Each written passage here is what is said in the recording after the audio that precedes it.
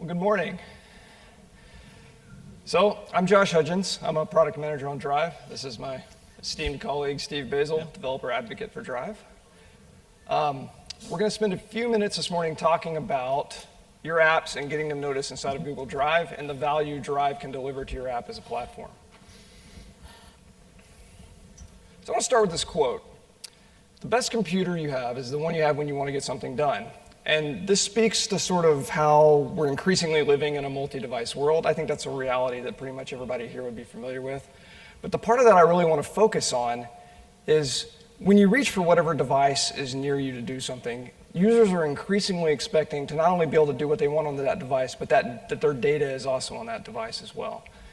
That if they don't have the data they need when they reach for their tablet or their laptop synced across all their devices, it's increasingly being viewed as a bug, as a lack of feature. So one of the things we can deliver to you as Drive as part of a platform is that ability, but there are lots of platforms that can do that sort of syncing functionality. So what I want to talk about this morning is why I think Drive is the right one, and some of the things, the unique values that Drive brings to the table as a platform to help you acquire users, but also deliver the features that users expect in terms of data synchronization. So Drive is a platform that does sync all these things, and this was the original marketing positioning of Drive, was all your stuff synced in the cloud, safe wherever you want it. Well, why it's growing so rapidly and what makes it unique and what our users are really coming to like and enjoy about the product is that we provide you not only with standard syncing and storage, but also a very rich experience in the cloud. You don't have to download your files to a device to do something with them. And there's a lot of different ways we do this. One of the ways is preview. You don't have to download your file and have local software in order to view most file types. Drive offers out-of-the-box on the web previews for over 40 of the most common file types that users store. You can also comment on anything. You can comment on things in docs, slides, and sheets, the applications native to Drive, or you can comment on things like images or Word docs or Excel spreadsheets or PDFs or anything, so you can collaborate with other users around any type of file. We also have some really interesting search capabilities. Whenever you upload anything into Drive, especially things like images or PDFs, we will OCR them and extract text that makes it searchable, but we also run that image through the Google Goggles backend, which means if you have, say, a picture of Mount Everest, it will recognize that when you search for Everest. It's some really, really cool stuff that's unique to Drive. You can share anything with other users. You can share things that you can edit with an app. You can share images. You can share any file type in Drive with other users and work with those users on things. And another thing I want to focus on this morning that makes it a unique experience in the cloud are apps. Now, from the very beginning, Drive has been about apps. Before Drive was Drive, it was a suite of products called Docs. These were collaborative web-based applications that let people work together in the cloud. So Drive, over time, increasingly became the fabric that tied these apps together, and then it was rebranded Drive last year and launched. And these apps are still the core part of what makes Drive special. So when we sat back and looked at that, we decided it made a whole lot of sense to not limit users to just those apps, but open up the platform for anybody to build apps like those on top of Drive as a platform. And that's what I want to talk about. You can integrate with Drive in a lot of different ways. So you can have, say, an Android app and use Drive as like a hard drive in the cloud. But one of the most unique and I think interesting ways you can integrate with Drive is you can take your web app and make it deeply integrated in the Drive UI, and it will appear just like the native Drive apps like Docs and Slides and Sheets. And it turns out that users love this feature. The apps that we've launched, we're up to now over 150 of these kinds of deeply integrated apps. And users are using them and installing them like crazy. The weekly install growth rate is growing 8% on average per week. Users are really, really happy with it. So Drive is a platform. Joseph Wall, is the CEO of HelloFax, recently wrote a very interesting article for All Things D talking about the value of Drive as a platform in terms of cheaply delivering users. And it was a really interesting article, and I want to focus on this quote. 350,000 installs worth of Google integrations, didn't spend a single cent to acquire them. And that speaks to the value of Drive as a platform and its ability to deliver users to your app as app developers. So it can deliver the users, but what's even more interesting than the fact that you can gain users by integrating with this as a platform is the type of user you can gain. And what I want to focus on is just the quality and the unique characteristics of those users. So we talk to our partners a lot, and we ask them, what kinds of usage patterns are you seeing for your users that you acquire through Drive versus users that you might have acquired through your traditional user acquisition channels. I have a few case studies I want to share. The first one is SlideRocket. So they compared their Drive users to their non-Drive users and saw some very, very interesting patterns that we'll see repeated throughout the case studies. The Drive users were 3 times as active, and they were over 3.5 times more likely to create a presentation. And then something that'll be interesting when we talk about acquisition channels in a minute, 26% of the users they acquired came through one SlideRocket user through Drive sharing a presentation with another Drive user. The next one is Lucidchart. Lucidchart has been very successful on the Drive platform, and they have very similar patterns to their numbers.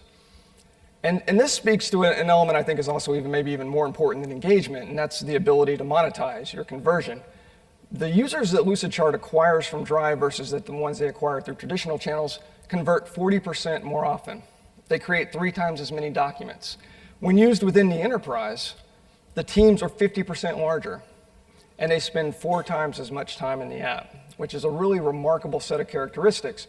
So the users they acquire through Drive tend to be much more monetizable and much more engaged. These are very valuable users they're acquiring. And the last one is HelloFax, and we talked about HelloFax a second ago, and you see something similar there. Drive users create over 1/4 more faxes than non-Drive users, and they send twice as many documents out for signature. So these users that they're acquiring through these channels, very valuable, very engaged, high-quality users. So what do we do in Drive as a platform to deliver these users to your app? And then Steve will talk about how you can best take advantage of these acquisition channels. I just want to walk through a handful of them and just kind of give you a sense for the things we do to deliver these high-quality, engaged users. This was something we launched in Q1 of this year, and we totally re-architected the Drive Create menu. In the past, if you have any experience with this as a platform, if you were a third-party app, you were difficult to discover. You were buried under a submenu. We were highlighting our first-party apps. Now you can see the way it looks today. You have the first-party apps there in the left column, but as users install more apps, these are given equal billing. Very discoverable, very easy to find after you install it, and it really sort of centers the message that we're trying to convey, that this is a platform, that we really want users to engage with your apps, with third-party apps, and the new Create menu reflects that. Another really interesting aspect of this feature, you'll notice down at the bottom, the Connect More Apps button. In the past, surfacing the store where you could find Drive apps was very difficult, but now it's almost impossible to miss, and that drives more and more users to the listing. In fact, when we compared the install rate for the month prior to this feature launch to the month after, we found that users were installing these apps at a 68% increased rate after the feature launched. Another way we're helping you succeed on our platform is if you have an experience, if you used the Drive platform as a Drive app before, you remembered we had an install flow that it wasn't entirely optimal. It was based on the Chrome Web Store, so when a user installed the app, you got a Chrome app installed, and then you also had the app installed in the Drive, and that was a bit confusing to users. Well, we fixed all that. Now when you click that giant Connect More Apps button in the Create menu, you get this, a in-context Drive app widget. It doesn't force the user to go off to a separately branded Chrome Web Store. It's an in-Drive installation process, and the flow is really smooth now. So I can simply connect an app, and you can see you get this nice dialog here, Floor Planner was connected, and then it's going to promo the user back to the Create menu so that they can find how to launch the app.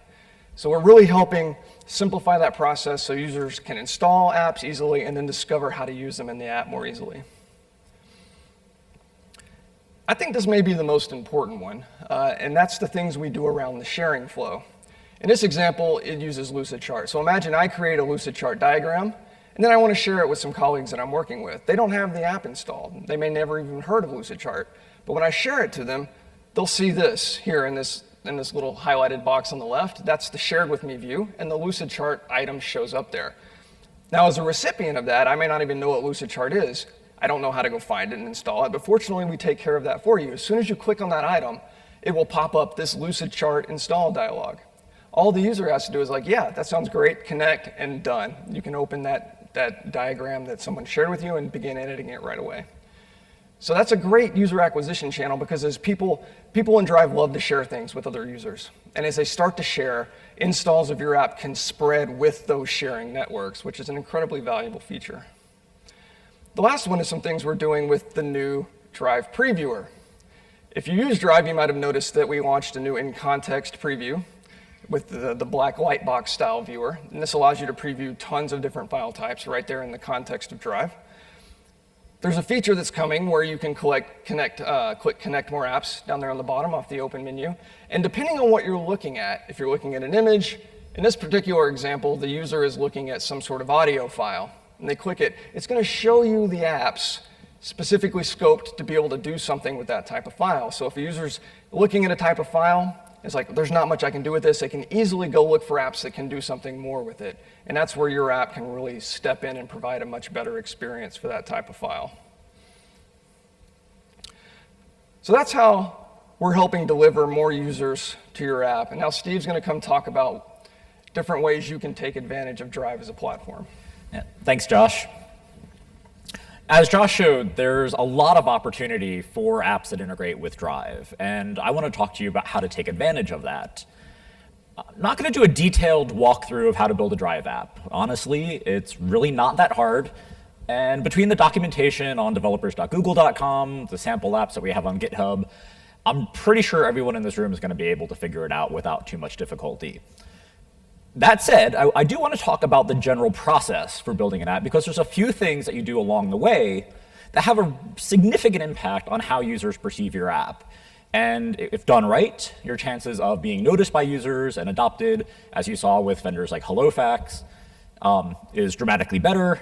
If you don't do these things well, the chances of your app being discovered by users is close to nil.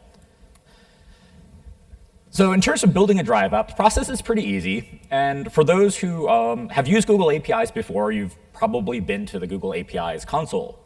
It's a really easy tool for where you create your project. This is where you just tell us about your app, tell us how it's connecting, which APIs it's using, and it's also where you configure how your application integrates with the Drive UI. It's pretty easy to create a project. And once you do that, one of the first things you're going to do is configure OAuth. Hopefully everybody here is familiar with OAuth. Just a protocol for you to securely access our APIs and the user's data. And to create an OAuth client ID, you just need to provide a few bits of information. It's basically some branding information to identify your application, the name, icons, what type of application it is. In this case, we're talking about web apps, and where it's hosted. Pretty easy stuff. And then once that's done, you get a client ID and a secret that's generated for you, and you use that in your code. The other thing that comes into OAuth is the level of access that your application needs. And the reason why I want to bring up this is all of this information is presented to users at a really critical time. Right? It's when they're being asked to make a judgment call about whether or not they trust your app to access their data. And usually you see a screen like this. So in this case, this is Lucidchart. They actually did everything right here. Right? They asked for a very, very small amount of access, just the files that the user created, or they chose to open. They have really nice branding information. There's really not that much reason to think that this app is untrustworthy. You'd be surprised with the number of apps that I've seen that have things like test or staging in their name because the developers never went back and actually updated this information, or they have a broken icon. But more significantly is the level of access. And that could actually have a dramatic impact on whether or not users are going to click allow access or no thanks. Drive offers a pretty broad range of scopes for the level of access you have to Drive. You can ask for very restrictive access, just individual files that your application is, the user chooses to share with you, various levels of read-only access, to metadata, to content. And then, at the opposite end, full access to the user's Drive, where you can do pretty much anything you want. If you ask for a lot of access, you really should have a good reason to do it, and it should be clear from what your app does why you're asking for that level of detail. Users really do pay attention to this, and we've seen apps that have requested just far, far, far too many permissions for what the app was really designed to do, and have seen the accept rates for these installs to drop. So once you've done OAuth, There's one other thing you have to do, which is just turn on access to the Drive API. And then once you've done this, you've actually completed basically the first couple steps of our quick start examples. And if you haven't used the Drive API before, I would encourage you to actually go to the documentation, and right at the top of the page are a set of quick starts. And they're in different languages, different server-side languages, some mobile ones as well. And they take about 5 minutes to get up and started, right? And what you saw of just creating that OAuth client is probably 3 or 4 minutes of that exercise. It's really easy. The nice thing with these quick starts is they give you a platform where you can experiment with the API, because you're up and running with a working application in just a few minutes, and then you can start learning the API, modifying that code, and getting a better feel for how it works in the language of your choice. So let's fast forward and say that we've done this, we've played with a quick start, we've learned how to do reading and writing of files, and everything's good. And now we're ready to actually integrate our app in the UI so that we can do all the things that Josh showed you, where I can create a file, I can open things, and launch my application. When you enable the Drive SDK in the console, you get an additional page in the console. And there's really 2 sets of information that you need to provide here. One is largely cosmetic. It's a lot of information about your app name, description, and icons. And these are things that affect how your app is presented to the user within Drive. When you're developing, you don't have to pay too much attention to these, but when it comes to going to production, make sure that these are high-quality images, that the name, the description of your application is short and concise, it's reflective of what your app does, because these are some of the things that are shown to users in those different scenarios that Josh showed you. The other bit of information that you need to provide is information about how your app connects with Google Drive. And this is more the functional section. And there's 2 things, really. Just the URL for your application. When somebody clicks open or they click create, where do they go? The other thing that's really important is the types of files that your application can work with. And the reason I want to point this out is it can actually have a dramatic impact on the user experience. There are 2 sets of files here that we have. We have what we call default types, and we have what we call secondary types. And for either one, you can do MIME types or file extensions, and we take the union, so it works the way you would expect. But the difference between default and secondary is important to understand. If you put a file type in the default section, that means every time a user clicks on a file of that type, your app is going to be the default action. If it's in the secondary type, it means that your app can open that file, but the user would have to do a right-click or contextual open. The reason this is important is we've seen far too many apps be overzealous about claiming file types and making their app the default for them, things that really aren't appropriate for that application. And to give you an example of kind of the extreme of where this would be bad is, suppose I built a online printing or a fax application. If I put 20 different document types as the default, that would just annoy the user to no end. And the consequence is either that user is going to have to go into the settings and they're going to have to change the configuration to make my app no longer the default, or worse and probably more likely is they're just going to uninstall my app because it's just not behaving correctly. So you really want to be thoughtful here about which files you want your app to be the default for and which ones you just want to be capable of opening, and probably err on the conservative side. If you do become the default, you can significantly change the behavior of how Drive works for that user. And if not done right, it can be a really negative change for those users. And here you can see this is just the view. If you're a secondary type, you appear in the open with. So you can still open files, and just one click removed in order to protect the user experience. So at this point, so let's fast forward a little bit more. We've written some code. We can handle these URLs, and we configured everything in the SDK settings. We need to install our app. And there's 2 ways that you can do this. We have one through the install mechanism that Josh showed with the embedded Chrome Web Store widget. A simpler way, and this is a great way to do it for testing, is to use OAuth. And so you can just authorize your application, include one additional scope called the drive.install.scope, and your app will be enabled, and you get all those cool features. And the nice thing is this actually works really well in production too. So when you combine it with something like the Google Plus sign-in button, you can actually have a really amazing experience where I can go to an application, I can sign in, and I get things like the Drive app installation, but I also get things like over-the-air installation if I'm a multi-platform app, and it's just with one click. So it's a really nice user experience, and it's something that if you have a lot of users coming to your site directly, that they can benefit from the integration with Drive without having to go through additional steps in order to go to Drive and install the app separately. So you can actually just do this all in one gesture. The other way, though, as I mentioned, is a Chrome Web Store. And Josh showed you what that widget looks like, and we're doing an embedded view of Chrome Web Store for Drive. But the way that you configure that application, the way that you provide those assets, is still through the Chrome Web Store. And a lot of the rules for the Chrome Web Store in terms of how you construct your app, what you need to provide, still apply for the Drive case.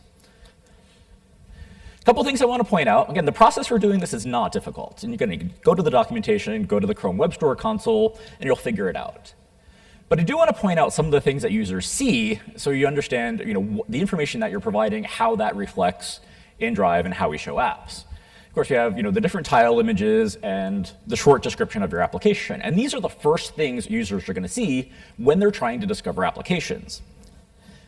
There's a little known fact about these images when you create an entry in the Chrome Web Store, and that's that they're all manually reviewed.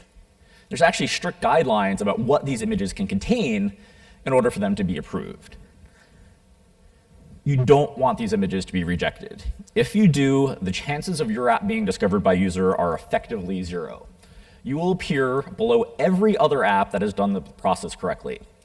And worse, you will get these little tiny, tiny tiles that really just show your icon and your application name. As a user, I have very little incentive to go and click on any one of those apps. They're simply not appealing. And knowing that those users or those developers didn't go through the proper steps in order to make their app interesting to me, it throws a lot of doubt into my mind whether or not that app is really worth using.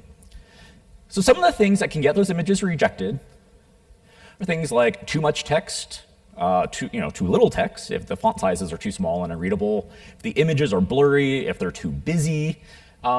Generally, you can go to the Chrome Web Store documentation, and there's a list of 6 or 7 different criteria for what makes a good image, and there's some examples of some bad images and some good images that you can use as a reference.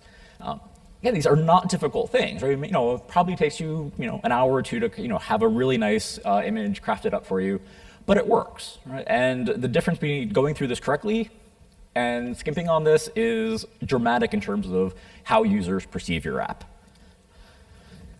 Of course, you still have to get the detailed page right, providing a nice icon, quality screenshots, a detailed description, and more importantly, in the description of your app, certainly explain what it does, but also explain why the integration with Drive is useful for users.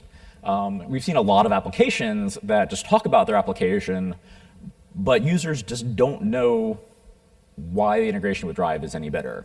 And these are apps that are providing tremendous value, but they just do such a poor job at explaining it. So again, take the time to craft this. This is just a few minutes of work, but again, has such a huge impact on how users are perceiving your app and whether or not they're likely to connect it to Drive. So far, a lot of this has been focused on first impressions. This is all surface stuff. And at the end of the day, that's great for getting people to try your app, but really you want people to love your app and use it and be engaged. And one of the things with platforms, this is true for Drive, it's a meritocracy. Right? We don't pick winners, we don't pick favorites. We rely on the users to tell us which apps are the best apps, and they do that by providing ratings and reviews for the apps that they try. So it's up to you as developers to build applications that users are going to love. And there's a few things in the Drive API that you can use to make sure that your integration with Drive is as good as it can be. And I'm going to go through a couple of those. There can be 2 that are very simple things that you can do.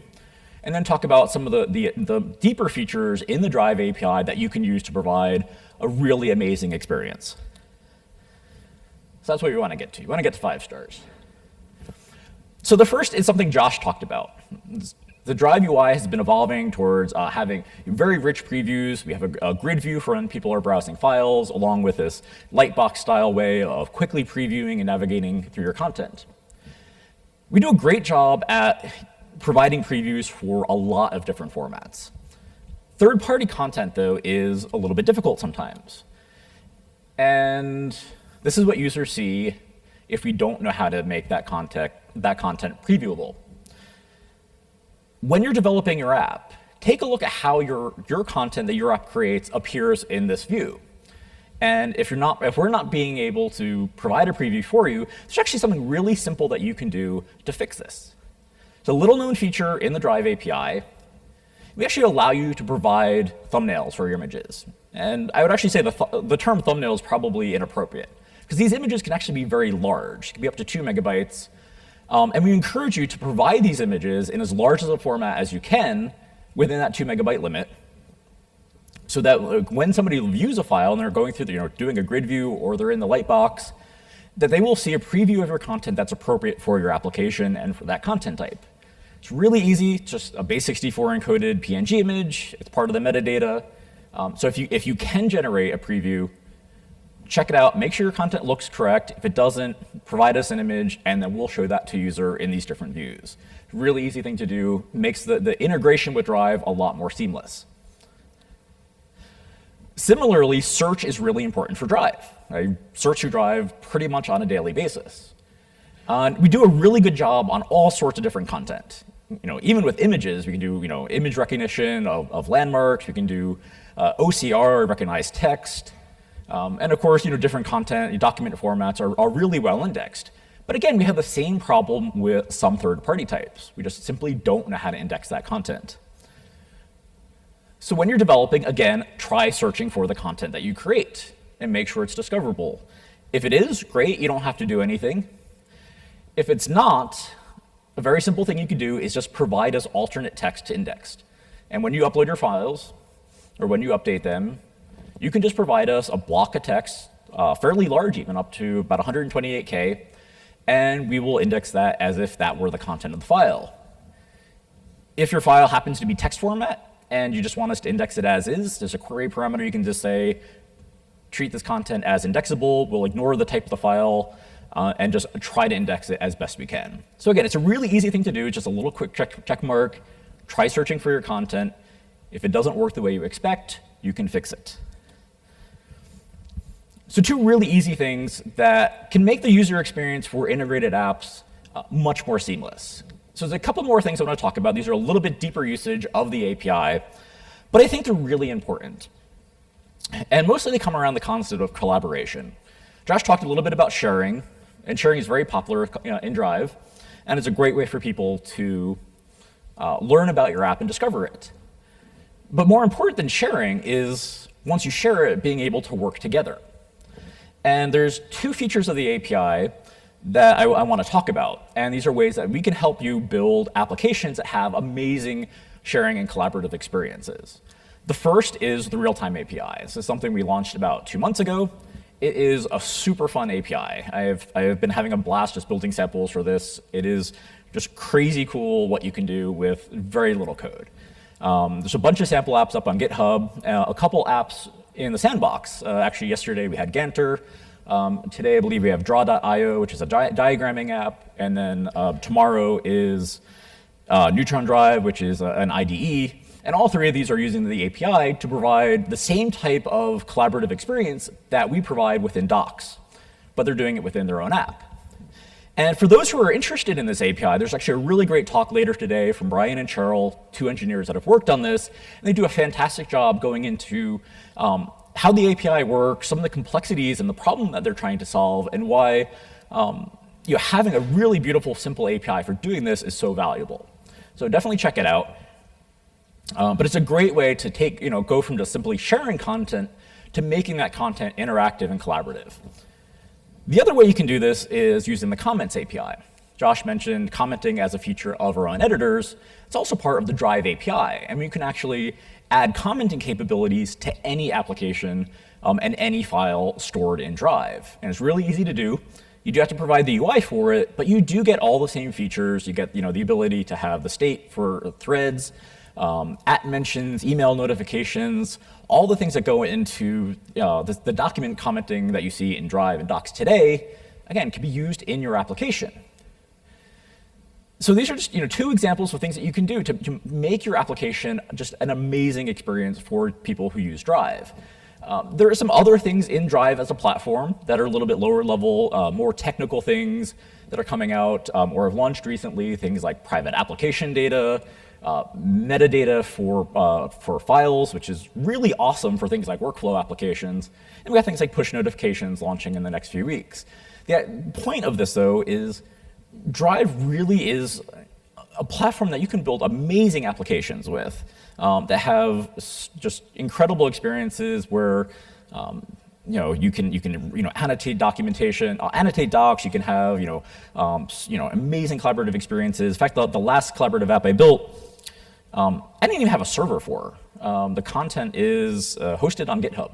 So I'm using GitHub Pages, and it's a fully persistent, collaborative, real-time application that lets people work on to-do lists, and it's like 100 lines of JavaScript and, well, a little bit more than that, but it's really not that much. But it's just hosted on GitHub Pages, right? And just that idea that I can build something that is along the lines of Google Docs or presentations or slides and not have to worry about servers or anything it's kind of an amazing concept. So one thing, before we go to questions, I think what we've seen today from applications that are integrated with Drive is really just version 1.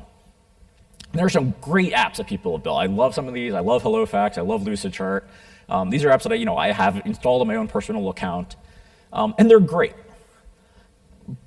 But with things like the RealTime API and some of these deeper features, there's still a huge opportunity for applications to build unique, amazing experiences for people who use Google Drive and fully exploit the platform and build apps that are as good or if not better than any of the own apps that we've built ourselves. And I think there's a ton of potential for this in things from everything from education to it's like especially what you've seen with WebGL and the Hobbit at the keynote to build like why can't I have 3D collaborative modeling or CAD editing and how that can transform different industries that are so used to being able to work in these legacy applications, just one user at a time, sharing files around, shipping them via FTP. There's a huge opportunity, and the challenge for you is to go and build something that is the next Google Docs or if not bigger. And Josh, yeah, I think we're ready for questions. Questions. We have 2 mics here in the center. So if you do have questions, please go to the mics.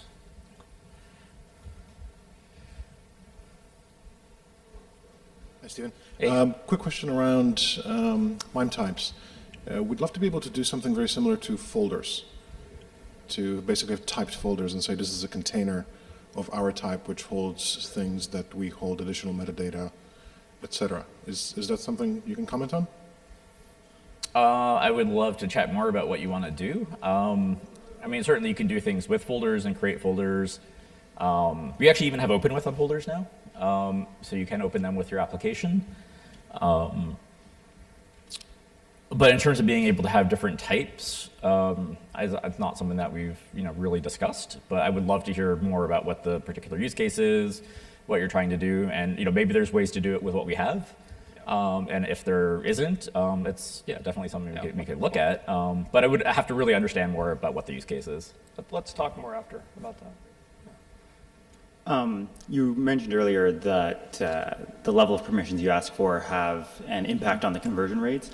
Do you have some harder numbers so that we can, it's difficult to A/B test that kind of thing and change it after the fact and stuff. So being able to make a more informed choice on the, permissions that we ask for and being able to actually, trade that off would be really helpful. I don't have them with me. I actually did chat with one of the engineers on the OAuth team a couple of days ago about this. 'Cause I actually did want to find those numbers myself. I also wanted to get some metrics on, things like branding and so on, what the actual quantitative impact is. So I am actually trying to get those numbers. As soon as I get them, I'll try to share them on the community, assuming I can share them. But yeah, I do want to, actually get that information out as soon as I can. I just don't have it with me today. Okay, thanks. I noticed recently in the Chrome store there's advertisements now. How do you do that? What was it? I've noticed that there's advertisements in the Chrome store. We'll have like the apps like on the front page and it'll say advertisements. How do you do that? How do you get into that? That I don't know. Josh, do you happen to know about that? I don't know the precise detail. I know kind of high level about how that program works, but I can't tell you like the exact URL to go to. But let me find that out and I can follow up with you. So there's like a page that you can go to sign up yeah, for it? it's like a type of ad product that you can. Okay. Yeah. Okay, thanks. Hi, my question is on the permission side. So if we are building an app, can we actually build some sort of UI within the sharing window, like expiration of sharing after something, or even put a password protector, something like that? Not directly with Drive.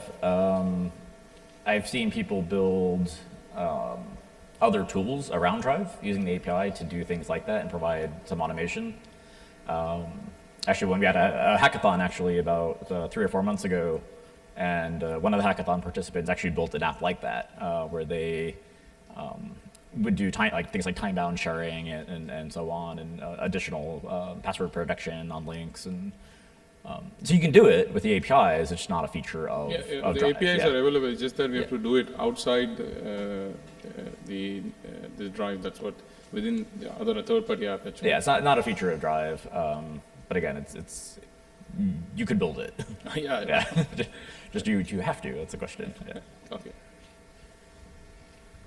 Hello, thanks for doing this. I'm Noble. I work with enterprises traditionally, and we've got the Google Apps Store, or that marketplace, and we also have the Chrome marketplace. Is there any plans to sort of bring that to parity, or just sort of simplify stuff for some of us developers? That's a great question.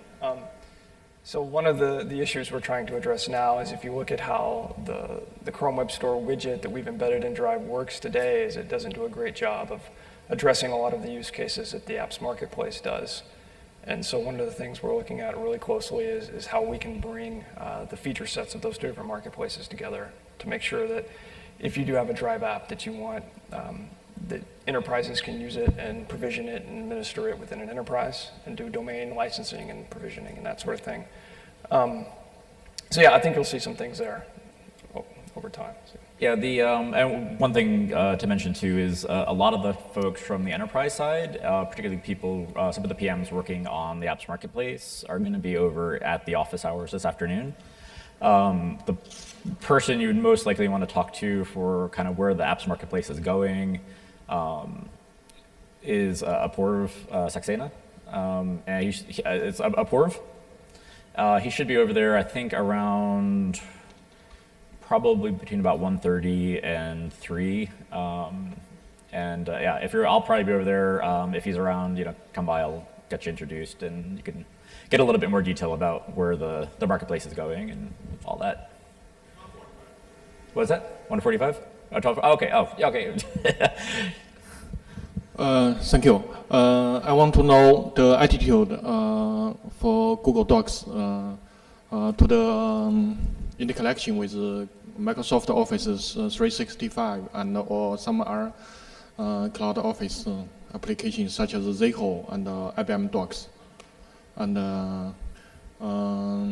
in your mind, how many benefits can Google Docs get from the interconnection? Thank you. The question is about integrating Docs with 365? Yeah. Like what specifically are you curious about? I major in the Cloud Office interconnection. I submit an IETF internet draft for this topic. Let's talk after, and we can dig into it. Okay. Thanks. Thank you. You mentioned the importance of requesting only the scope that you need for your application. Are there any plans to allow us to annotate why we need a certain scope? Because sometimes, you do need the scope, but it might not be intuitively obvious to the user and may reject you out of hand because they think, oh, why do they need that, and just throw out the app. Yeah, I don't know of any hard plans for that. I know there's a lot of discussion going on around, there's constantly ways to improve that and various ideas that I've heard internally. But I can't really, give you any definitive answer. We actually had done that before with the apps marketplace. So, questions earlier about that, and that's actually a feature that's in the apps marketplace is annotated scopes that are displayed to administrators, and you get 1 to 2 sentence description as to why.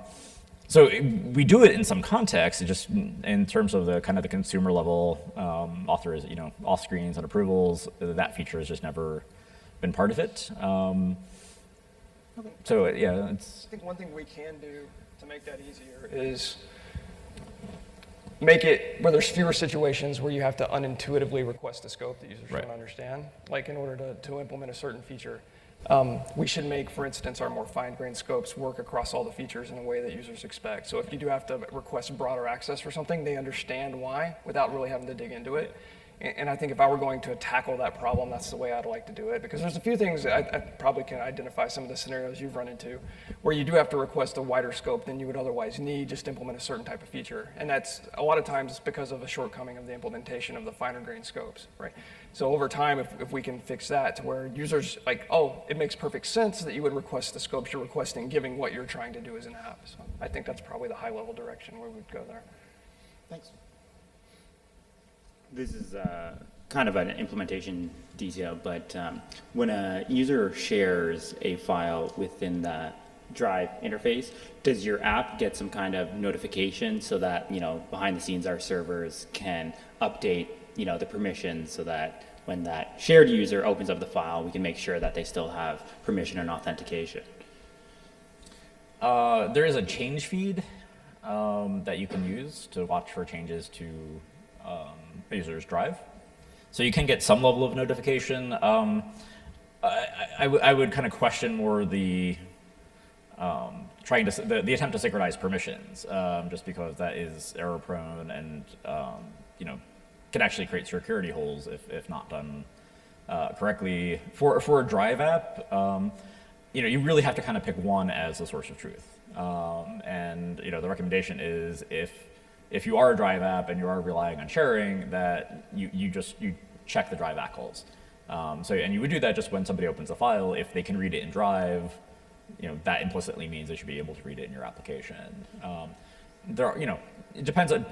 There may be certain cases where you do need to, keep that in sync. In which case you would just use the change collection to kind of watch for changes to that user's corpus. Okay, so you need to watch the change essentially on the receiving end. Right, exactly. And then you would know, a new file is available to you, and then you can reconcile it on your side. But the easier thing is just to not synchronize ACLs like that. And just leverage the drives. Yeah. ACLs. Okay, great, thanks. The more generic problem is we will be coming out with the push notifications system here, and you can access it now if you're in the early access program too, which will solve some of those types of problems. Sorry, my question is about the new recent collaboration of chatting and documents. Will there be an API expanded for our apps on that? So we can do the collaborating chat in our own apps? Using the RealTime API? Can you do that using RealTime? Yeah, we have partners that have implemented chat using RealTime API. Okay, cool. Yeah. Thanks. Thanks for the service. I think it's fantastic.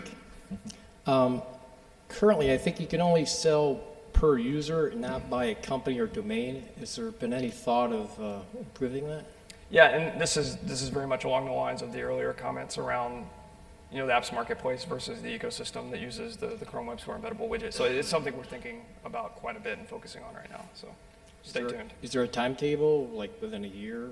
Or? Nothing I probably want to share this broad of an audience, but yeah. All right, thank you. Something we're thinking about for sure. All right, if there's no more questions, we'll be up at the office hours probably for the next half hour in case anyone wants to stop by later. But other than that, thank you all for coming. Thanks, guys.